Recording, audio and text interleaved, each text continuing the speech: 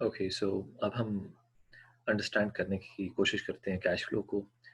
पीछे हमने इससे पहला जो यूनिट था उसमें हमने पढ़ा कि फंड्स फ्लो एनालिसिस कैसे करते हैं।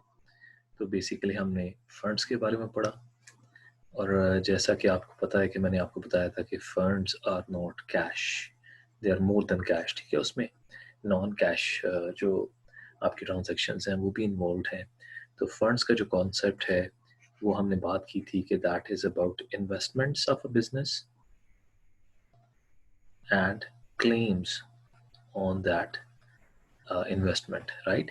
तो ये कॉन्सेप्ट हमने रिव्यू किया था यूनिट 7 में। अब यूनिट 8 में हम जो है कैश फ्लो एनालिसिस की बात करेंगे, और इसमें हम देखेंगे कि what is the purpose and content of cash flow statement.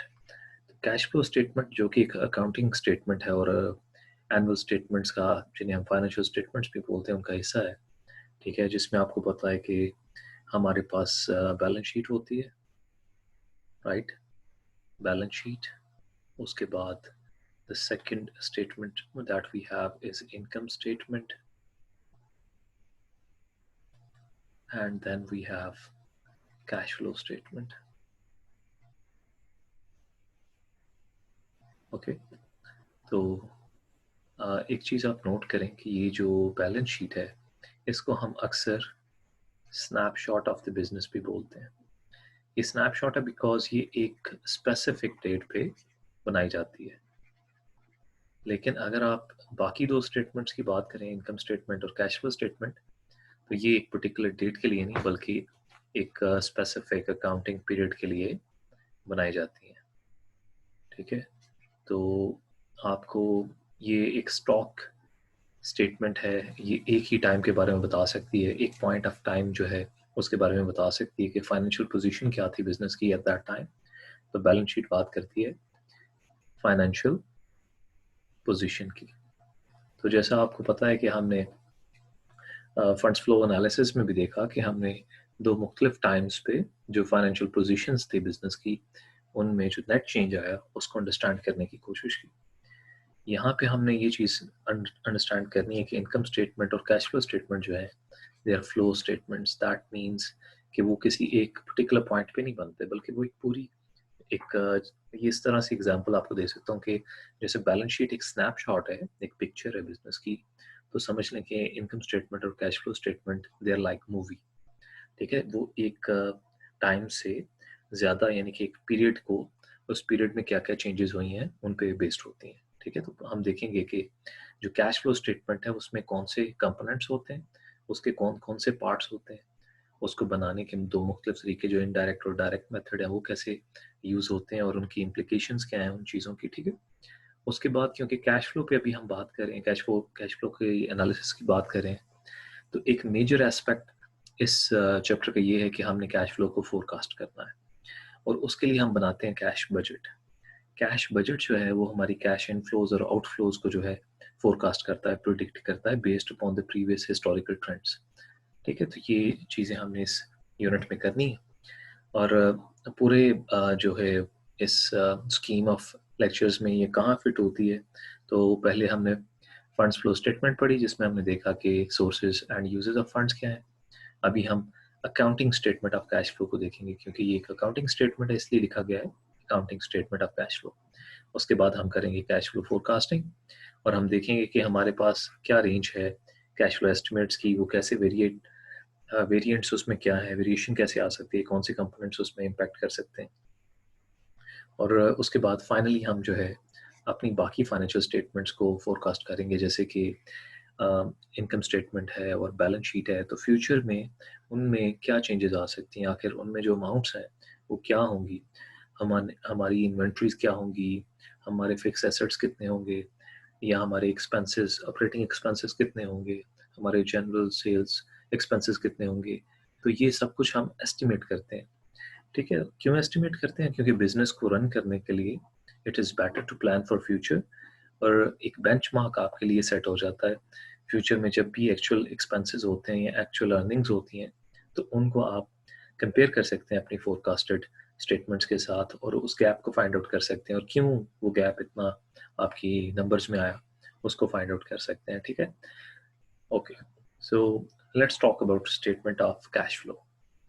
As I told you कि फंड्स फ्लो स्टेटमेंट जो है 1989 के बाद उसको रिप्लेस किया कैश फ्लो स्टेटमेंट ने। अब ये एक समरी है कैश फ्लो की, hence the name cash flows. तो कैश फ्लोज का मतलब ये है इनफ्लोज एंड आउटफ्लोज। तो कैश का बिजनेस में आना और कैश का बिजनेस से जाना, इसकी जो स्टेटमेंट है उसको हम बोलते हैं कैश फ्लो स्टेटमेंट। ठीक है। सो इसके 3 हिस्से होते हैं और पहले हिस्से में हमेशा ऑपरेटिंग एक्टिविटीज़ लिखी जाती हैं।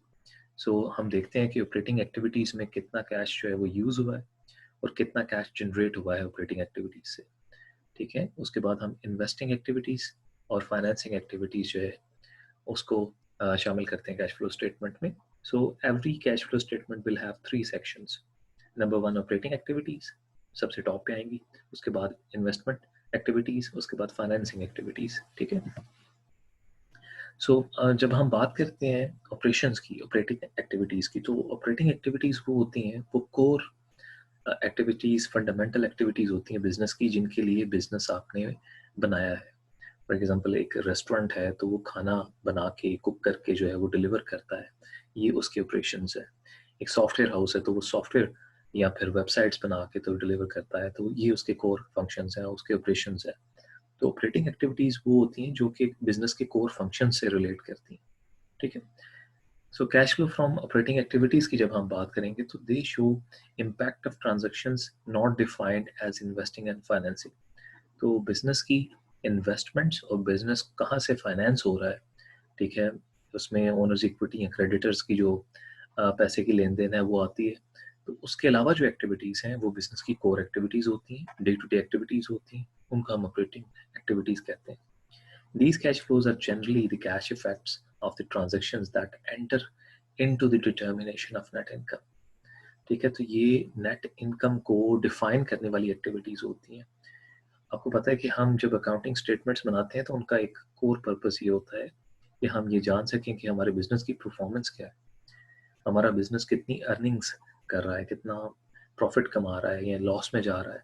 तो वो हम इनकम स्टेटमेंट से कंपेयर करते हैं। तो इनकम स्टेटमेंट में जिन एक्टिविटीज़ की हम बेसिकली रेवेन्यूज और एक्सपेंसेस को लिखते हैं वो फंडामेंटल ऑपरेटिंग एक्टिविटीज़ होती हैं, राइट। जैसे हम अगर कोई चीज़ मैन्युफैक्चर करते हैं तो वहाँ पे हम लिखते हैं जी हमारी सेल्स इतनी हुई, रेवेन्यूज इतने आए, उसके बाद क्या लिखते हैं कॉस्ट ऑफ गुड्स सोल्ड, तो उसको बनाने की कॉस्ट कितनी लगी, ऑपरेटिंग एक्सपेंसेस कितने लगे, हमारे जनरल एडमिनिस्ट्रेटिव सेलिंग एक्सपेंसेस कितने लगे, ठीक है, उस पर टैक्सेस कितने देने पड़े। तो ये ऑपरेटिंग एक्टिविटीज़ के हवाले से सारी डिटेल होती है। अच्छा जी, आगे चलें जी, देखते हैं कि ऑपरेटिंग एक्टिविटीज़ में कैश इनफ्लोज कहाँ कहाँ से आ सकते हैं और कैश आउटफ्लोज कहाँ कहाँ से जा सकते हैं। तो कैश की रिसीट और कैश की डिसबर्समेंट, ये जो है ये ऑपरेटिंग एक्टिविटीज़ के हवाले से जिन चीज़ों में आ सकती है वो आपके सामने है। Number 1 cash inflow. ओके जी, कैश इनफ्लो की जब बात करते हैं तो जब आप गुड्स और सर्विसेज को सेल आउट करेंगे तो वहाँ से जो रेवेन्यू जनरेट होगा, ठीक है, वो 2 तरह का हो सकता है। नंबर 1, इस अकाउंटिंग पीरियड में, जिस अकाउंटिंग पीरियड में हम ये कैश फ्लो स्टेटमेंट बना रहे हैं, उसमें वहाँ से आपको कैश मिलेगा। तो कैश, आपको पता है ना, सेल्स जो है उनके 2 हिस्से होते हैं। सेल्स में we have cash sales and then we have credit sales. तो क्रेडिट सेल्स का मतलब ये होता है उधार होता है, वो इस अकाउंटिंग पीरियड में भी पैसे मिल सकते हैं अगर अकाउंट रिसीवेबल्स मैच्योर हो गए, इससे अगले अकाउंटिंग पीरियड में भी जा सकते हैं पैसे। लेकिन कैश सेल्स वो सेल्स होती है जिनमें आपको कैश रेडिली अवेलेबल होता है, मिल जाता है। ठीक है। तो वहां से जो कैश आएगा that is cash inflow from operating activities.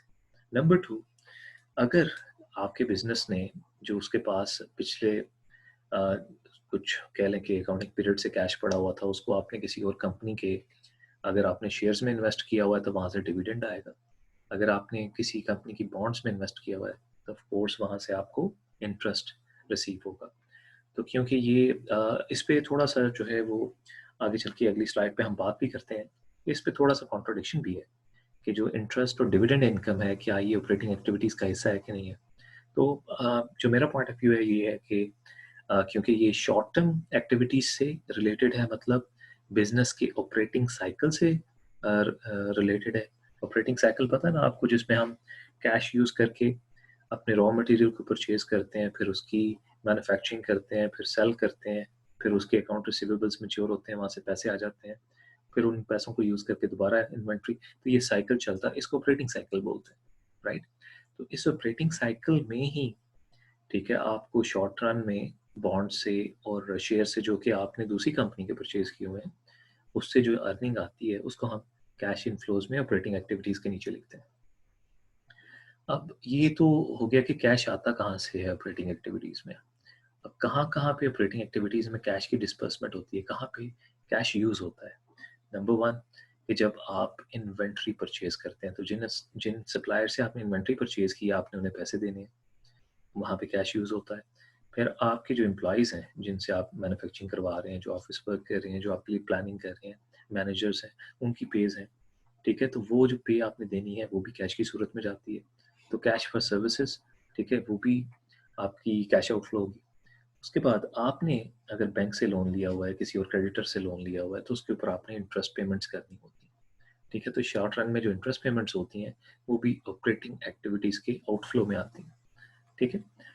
उसके बाद टू पे गवर्नमेंट फॉर टैक्सेस, अब गवर्नमेंट को आपने टैक्सेस पे करने हैं, राइट?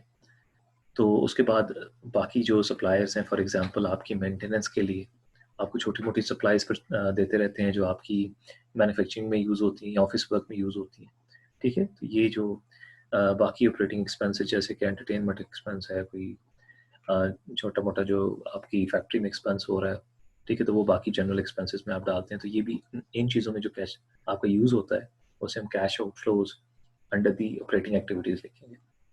अब यहाँ पे आप देख रहे हैं कि 2 चीज़ें आपको येलो में हाइलाइटेड नज़र नज़र आ रही हैं। एक inflow from interest and dividend income, और दूसरा outflow to the lenders in the form of interest. तो इनके हवाले से मैं बात कर रहा था कि ये यूजुअली कंसिडर ये किया जाता है कि they should be written under the financing, क्योंकि इंटरेस्ट पेड और इंटरेस्ट रिसीव्ड, डिविडेंड, इन चीज़ों की जब हम बात करते हैं ना, तो हम बेसिकली फाइनेंसिंग से, अब देखिए, डिविडेंड आप क्यों पे करते हैं? क्योंकि आपके शेयर होल्डर्स ने इन्वेस्ट किया हुआ है, फाइनेंस किया हुआ है आपके बिजनेस को, तो उनको आप रिटर्न पे कर रहे होते हैं डिविडेंड की सूरत में। आप इंटरेस्ट क्यों पे करते हैं? क्योंकि आपको क्रेडिटर्स ने जो पैसा दिया हुआ है, वो लोन है और उसके अगेंस्ट आपने इंटरेस्ट पे करना है। तो ये आपकी फाइनेंसिंग के सोर्सेज हैं जिनको आप रिटर्न दे रहे हैं। तो इनको होना तो फाइनेंसिंग की एक्टिविटीज़ के नीचे चाहिए, लेकिन जो यूएस का अदारा है, जो कि यूएस गैप बनाता है, जिसके अंडर जो है इंटरनेशनल लेवल पे अकाउंटिंग की जाती है, ठीक है, उस वो अदारे का नाम है फैसबी, ठीक है? फैसबी छोटा उसका नाम है, और basically financial accounting standards board complete नाम है उसका। तो वहाँ पे जो 7 जो स्पेशलिस्ट थे, उनमें से 4 जो हैं वो इस हक में थे कि नहीं, इसको ऑपरेटिंग एक्टिविटीज़ में ही लिखना चाहिए। तो इसलिए जो जनरल कन्वेंशन है, जो कि ट्रेडिशनली किया जाता है, वो ये है कि इनको ऑपरेटिंग एक्टिविटीज़ के नीचे लिखा जाता है। हेंस जो हमने पिछली स्लाइड में देखा कि ये आपको ऑपरेटिंग एक्टिविटीज़ में नज़र आ रहे थे। ऑपरेटिंग एक्टिविटीज़ का जो पोर्शन है कैश फ्लो स्टेटमेंट में, वो बहुत इंपॉर्टेंट पोर्शन है। यही वो पोर्शन है जो कि इनडायरेक्ट और डायरेक्ट फॉर्मेट में चेंज होता है। फाइनेंसिंग का और इन्वेस्टिंग का जो है पोर्शन, वो चेंज नहीं होता, वो सेम रहता है। Alright, so let's talk about cash flow from investing activities. तो जब आप इन्वेस्टिंग की बात करते हैं, तो बिजनेस की मेजर इन्वेस्टमेंट्स क्या होती हैं ऑपरेशंस को चलाने के लिए और अपनी फाइनेंसिंग के लिए? तो मेजर इन्वेस्टमेंट्स ये होती हैं कि आप फॉर एग्जांपल जो फिक्स एसेट्स हैं उनमें इन्वेस्ट कर सकते हैं। इसके अलावा अगर आपके पास कोई डिस्पोजेबल कैश अवेलेबल है, मतलब वो किसी और काम के लिए इस्तेमाल नहीं हो रहा, तो उसको अच्छे यूज़ में लाने के लिए उसकी टाइम वैल्यू ऑफ मनी जो है, उसको अपॉर्चुनिटी कॉस्ट को जो है वो कैपिटलाइज करने के लिए आप दूसरी फेवरेबल जो कंपनीज होती हैं या फिर इंस्टीट्यूशंस होते हैं, उनके शेयर्स परचेज कर लेते हैं, ठीक है, बॉन्ड्स परचेज कर लेते हैं, ठीक है। तो 2 तरह से इन्वेस्टिंग एक्टिविटीज़ जो है ना, वहाँ पे कैश फ्लो इन्वॉल्वड है। अब कैश इनफ्लो की बात करते हैं। देखिए, अगर आप फिक्स एसेट जो है वो सेल आउट करते हैं, कोई ऐसा फिक्स एसेट है वो डिस्पोज ऑफ हो गया, उसको आपने उसके डिस्पोजल के लिए जो है ना बेच दिया, तो वहाँ से जो इनकम आई, वो कैश इनफ्लो है इन्वेस्टिंग एक्टिविटीज़ का। नंबर 2, अगर आपके पास सिक्योरिटीज़ थी कोई, ठीक है, किसी और कंपनी की सिक्योरिटीज़, मतलब शेयर्स थे या फिर बॉन्ड्स थे, तो उनको आपने सेल आउट कर दिया, तो फिर वहाँ से जो कैश आया वो भी कैश इनफ्लो है अंडर द इन्वेस्टमेंट एक्टिविटीज़। अब कैश आउटफ्लो जो है वो क्या है कि जब आप पैसे दे के, कैश दे के फिक्स एसेट्स परचेज करते हैं, मशीनरी परचेज करते हैं, बिल्डिंग परचेज करते हैं, फर्नीचर परचेज करते हैं, और उसके साथ साथ जब आप अपने कैश के उस हिस्से से जो किसी और इस्तेमाल में नहीं आ रहा, आप सिक्योरिटीज़ परचेज करते हैं, किसी और कंपनी के शेयर्स परचेज करते हैं, बॉन्ड्स परचेज करते हैं, क्योंकि अगर वो कैश कैश ही पड़ा रहेगा आपके पास तो उसका टाइम वैल्यू ऑफ मनी की वजह से डेप्रिसिएशन उस पर होती रहेगी, डिटेरिएट होगी उसकी वैल्यू। तो उससे बचने के लिए आप किसी ऐसे फाइनेंशियल एसेट में इन्वेस्ट कर देते हैं जहां से आपको उसकी मनी की अप्रिसिएशन भी मिलती रहे और कोई डिविडेंड या इंटरेस्ट इनकम भी रिसीव होती रहे। सही है। तो ये इन्वेस्टमेंट एक्टिविटीज़ के बारे में जब भी आप देखेंगे, फिक्स एसेट्स को देखेंगे और वो सिक्योरिटीज़ या फिर सिक्योरिटीज़, बॉन्ड्स या शेयर्स देखेंगे जो कि कंपनी दूसरी कंपनीज के या दूसरी एंटिटीज़ के परचेज करती है। अब जब हम कैश फ्लो फ्रॉम फाइनेंसिंग यानी कि लास्ट सेक्शन की बात करेंगे कैश फ्लो स्टेटमेंट, तो उसमें आपको फाइनेंसिंग वाली साइड याद है ना, अकाउंटिंग इक्वेशन में मैंने बात की थी कि assets are equal to liabilities plus shareholders equity. तो ये फाइनेंसिंग साइड है ना अकाउंटिंग इक्वेशन की। तो वो फाइनेंसिंग वाली साइड की बात होगी फाइनेंसिंग एक्टिविटीज़ में, कि मतलब क्या कोई आपने नया लोन तो नहीं लिया, क्या आपने नए शेयर्स तो नहीं इशू किए। अब नया लोन देंगे तो लोन की वजह से आपके पास कैश आएगा, तो वो इनफ्लो है। जब भी आप लोन लेंगे फाइनेंसिंग एक्टिविटीज़ में कैश इनफ्लो लिखेंगे, और जब भी आप शेयर्स इशू करेंगे तो फाइनेंसिंग एक्टिविटीज़ में आप कैश इनफ्लो के तौर पे लिखेंगे। हाँ, अगर आपने लोन वापस किया है तो फिर आप cash flow outflow, cash outflow लिखेंगे फाइनेंसिंग एक्टिविटीज़ में। और अगर आपने डिविडेंड पे किया है एट द सेम टाइम आपने लोन पे इंटरेस्ट पे किया है, तो वो क्या होगा जी, कैश आउटफ्लो होगा अंडर दी फाइनेंसिंग एक्टिविटीज़। ठीक है। तो अब हम थोड़ा सा इसको एग्जाम्पल के थ्रू भी देखते हैं। तो जैसे कि ये बात होगी कि इन्वेस्टमेंट एक्टिविटीज़ में और फाइनेंसिंग एक्टिविटीज़ में कैश इनफ्लो और आउटफ्लो क्या होता है। तो let's come to the real issues कि आखिर लिखते कैसे हैं, बनाते कैसे हैं। तो स्टेटमेंट ऑफ कैश फ्लो जो है उसमें सबसे पहला जो पोर्शन बनता है वो है जी ऑपरेटिंग एक्टिविटीज़। और जैसा मैंने बताया कि इसको बनाने के दो मेथड है, एक इनडायरेक्ट मेथड है और डायरेक्ट मेथड है। पहले हम इनडायरेक्ट मेथड देखेंगे। इनडायरेक्ट मेथड जो है वो स्टार्ट होता है नेट इनकम से, और नेट इनकम के बाद उसमें हम ऐड करते हैं डेप्रिसिएशन। पहले मैं फंड्स फ्लो स्टेटमेंट में बात कर चुका हूँ कि डेप्रिसिएशन जो है वो नॉन कैश एक्सपेंस है, और नॉन कैश एक्सपेंस को आपने ऐड बैक करना है नेट इनकम में, एडजस्टमेंट करते हैं इसकी। ठीक है। तो ऐड बैक करने के बाद हमारी जो शॉर्ट टर्म एक्टिविटीज़ हैं, फॉर एग्जांपल करंट एसेट्स और करंट लाइबिलिटीज़ में जो चेंजेस आई हैं वो हमने यहाँ पे देखनी है। ठीक है। हमने देखना है कि करंट एसेट्स में इंक्रीज या डिक्रीज कितना है और करंट लाइबिलिटीज़ में इंक्रीज या डिक्रीज कितना है। ठीक है। एक छोटा सा फॉर्मूला ये है, वैसे तो ये थोड़ी इंट्रिकेसीज इसमें होती हैं जो कि आपको देखनी पड़ती हैं as an as a business person. आपने उसको डिटेल में स्टडी करना है कि आखिर क्या चीज़ इंक्रीज होगी तो कैश इनफ्लो होगा, क्या चीज़ डिक्रीज होगी तो कैश इनफ्लो होगा। लेकिन एक छोटा सा फॉर्मूला ये है कि देखें आपके एसेट्स कब बढ़ेंगे। करंट एसेट्स अगर बढ़ रहे हैं तो वो तभी बढ़ेंगे ना कि जब आप कैश इन्वेस्ट करेंगे। कैश आउटफ्लो होगा तो आपके एसेट्स बढ़ेंगे, और अगर आपके एसेट्स कम हो रहे हैं, ठीक है, तो दैट मीन्स कि कैश आ रहा है। राइट। सो ये चीज़ें आपने देखनी है कुछ इश्यूज में। ये छोटा सा फॉर्मूला आप यूज़ कर सकते हैं। सो यहाँ पे देखें जैसे कि करंट एसेट्स में अकाउंट रिसीवेबल्स डिक्रीज हो रहे हैं। तो अकाउंट रिसीवेबल्स जब डिक्रीज होते हैं तो वो क्यों डिक्रीज होते हैं, क्योंकि आपको कैश रिसीव होता है। तो यहाँ पे आपको एडिशन नज़र आ रहा है कैश में, राइट, $16,000 का। उसके बाद इन्वेंट्रीज इंक्रीज हो रही हैं। तो इन्वेंट्री जब इंक्रीज होगी तो ऑब्वियसली आप कैश पे करेंगे, उन पे परचेज करेंगे आप। ठीक है। So depending upon the business, right. Now there is something very peculiar here. We are assuming कि ये जो इन्वेंट्रीज हमने परचेज की हैं ये ऑन कैश है।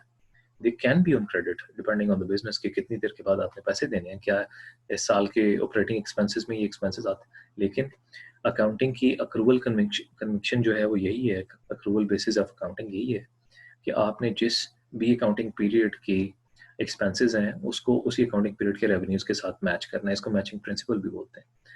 तो जब हम इन्वेंट्रीज की बात करते हैं तो इन्वेंट्रीज जो हैं उनको परचेज करने के लिए हम कैश पेमेंट करते हैं सप्लायर्स को। ठीक है। तो वो कैश आउटफ्लो होता है। और आप यहाँ पे देख रहे हैं कि जैसे अकाउंटिंग में हम नेगेटिव वैल्यूज़ को पैरेंथेसिस के साथ लिखते हैं, ठीक है। तो यहाँ पे पैरेंथेसिस के साथ लिखा जा रहा है। फिर आपके एक्यूमुलेटेड टैक्स प्री पे, जो एडवांस में टैक्सेशन आप पे कर देते हैं, वो इंक्रीज़ हो रही है। वो इंक्रीज़ हो रही है तो फिर ऑब्वियसली आपने पे की है, तो दैट मीन्स ये भी आउटफ्लो होगा। तो ये जो आपके पॉजिटिव्स हैं और जो नेगेटिव्स हैं, इनको जब आप बैलेंस आउट करेंगे तो आपके पास $56,000 जो हैं वो आपकी पॉजिटिव यहाँ पे अमाउंट आ रही है। तो अगर तो अमाउंट पॉजिटिव आएगी तो हम लिखेंगे net cash provided, net cash provided by the operating activities. और अगर यहाँ पे कोई नेगेटिव वैल्यू आएगी तो हम कहेंगे net cash used by the operating activities, ठीक है। तो इस तरह से हम बनाते हैं कैश फ्लो स्टेटमेंट को इनडायरेक्ट मेथड से उसके ऑपरेटिंग सेक्शन को। जो इन्वेस्टिंग सेक्शन है और फाइनेंसिंग सेक्शन है, ये इनडायरेक्ट और डायरेक्ट मेथड में एक जैसा ही होता है। तो यहाँ पे आप देख सकते हैं कि एडिशन टू फिक्स एसेट, हमने सिर्फ नए फिक्स एसेट्स परचेज किए हैं, किसी और कंपनी की सिक्योरिटीज़ नहीं परचेज की। अगर वो भी परचेज करते तो कैश आउटफ्लो यहाँ पे लिखा जाता। अगर हम कोई ऑलरेडी एग्जिस्टिंग फिक्स एसेट्स को सेल आउट करते या फिर सिक्योरिटीज़ को सेल आउट करते किसी और कंपनी जो परचेज की हुई थी, तो हम यहाँ पे कैश इनफ्लो लिखते।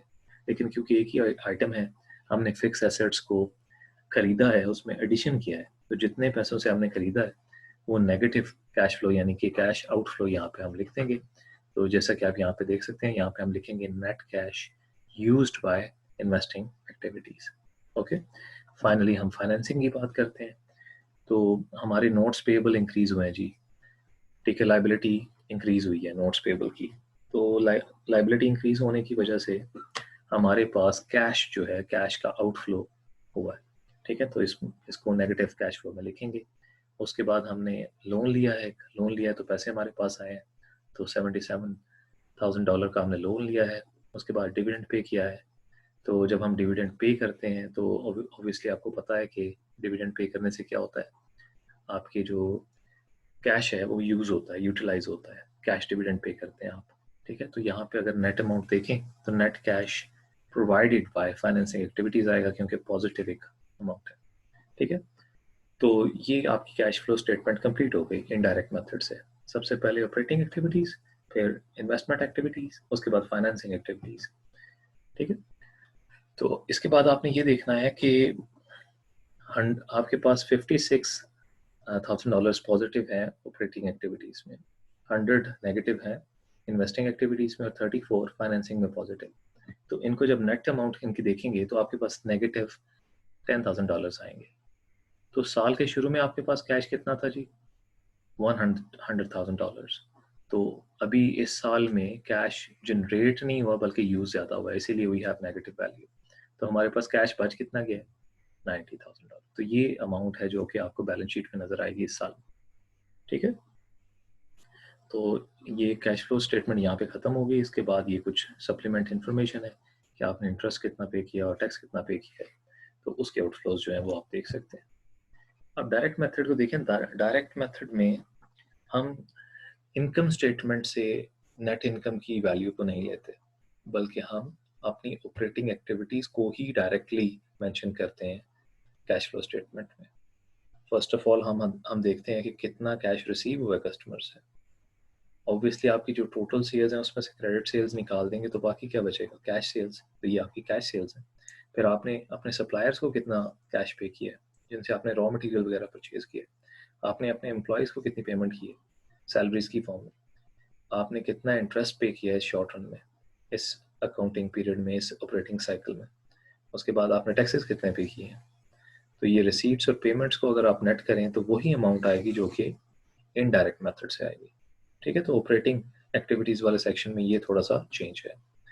अब ये जो हमारे पास यहाँ पे एक आपको पता है कि कुछ ABC के नाम से आपको यहाँ पे चीज़ें मिल रही हैं, तो इनकी वर्कशीट जो है वो यहाँ पे बनाई गई है कि अगर आपकी ओवरऑल सेल्स जो है उनमें से जितने अकाउंट रिसीवेबल्स रिसीव हो गए हैं वो निकाल दें तो बाकी आपके पास कैश रिसीव्ड फ्रॉम कस्टमर्स ये आ जाता है। और अगर आप कॉस्ट ऑफ गुड्स सोल्ड में डेप्रिसिएशन को माइनस करके जो सेलिंग और जनरल एडमिनिस्ट्रेटिव एक्सपेंसेस हैं उनको ऐड करेंगे तो आपके पास ये जो अमाउंट आएगी उसमें आपने इन्वेंट्रीज में जो इंक्रीज आया वो ऐड करना है, तो आपके पास वो अमाउंट आ जाएगी जो कि आपने पे की है सप्लायर को और एम्प्लॉयज़ को। इसी तरह टैक्स की जो नेट पेमेंट जो है वो निकालने के लिए ये वर्कशीट आप यूज़ करेंगे न्यूमेरिकल्स को सॉल्व करने के लिए, तो इसको आप सामने रख सकते हैं, देख सकते हैं कि आखिर 3 में से अगर 2 चीज़ें आपको दी हुई हैं तो वो प्लग इन करें और तीसरी फाइंड आउट करके आप जो है वो न्यूमेरिकल को सॉल्व कर सकते हैं। ठीक है जी, तो डायरेक्ट मेथड में आपको जैसे मैंने बताया था कि investing activities same, financing activities वो भी सेम, रिव्यू कर लीजिएगा, बिल्कुल सेम अमाउंट्स आएंगी, आपका नेट कैश फ्लो जो है वो भी वैसे का वैसे निकलेगा। आपको एडिशनल सप्लीमेंट दिया हुआ है, अगर इस एडिशनल सप्लीमेंट को आप देखें तो ये एग्जैक्टली इनडायरेक्ट मेथड वाला ही है, तो बस वो बताने के लिए कि आपको ऑपरेटिंग एक्टिविटीज से वही कैश फ्लो जो है वो जनरेट होगा, ये आपको सप्लीमेंट यहाँ पे प्रोवाइड किया गया है। तो ये है कैश फ्लो स्टेटमेंट, इसका बनाना, इसकी इंटरप्रिटेशन।